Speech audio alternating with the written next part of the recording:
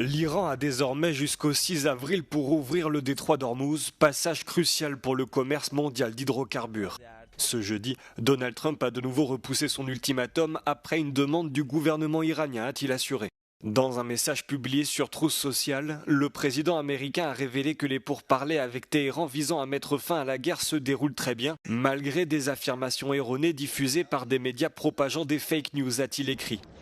S'exprimant lors d'une réunion du cabinet peu avant son annonce, Donald Trump a éludé les questions concernant le détroit d'Ormuz, indiquant que ces décisions étaient prises sur la base des conseils de ses émissaires. I don't know yet. I don't know.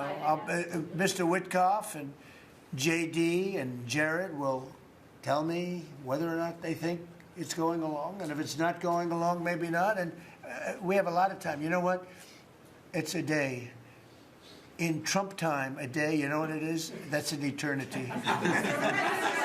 Si le détroit n'est pas encore sécurisé, le secrétaire au Trésor américain Scott Bessent a déclaré que Washington avait constaté une augmentation quotidienne du trafic dans le Golfe. The Iranians believe they are fighting a two-front war. It is the military war that our great warriors are prosecuting, but on the other side, they are trying to take control of the global economy through a choke point that we believe does not exist and that we will overcome. Mr. President, we are starting to see more and more movement in and out of the Gulf today, and this is more than yesterday, and this is the beginning. I am confident that shipping traffic will continue to increase on a daily basis, even before we secure the straits.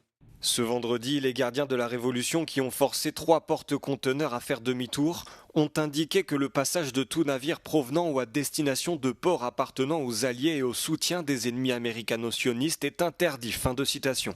Du 1er au 26 mars, le trafic a chuté d'environ 95%, 158 traversées ont été enregistrées sur cette même période. Après le nouveau report de l'ultimatum de Donald Trump, le Brent, référence internationale, est reparti légèrement à la baisse autour de $107 le baril.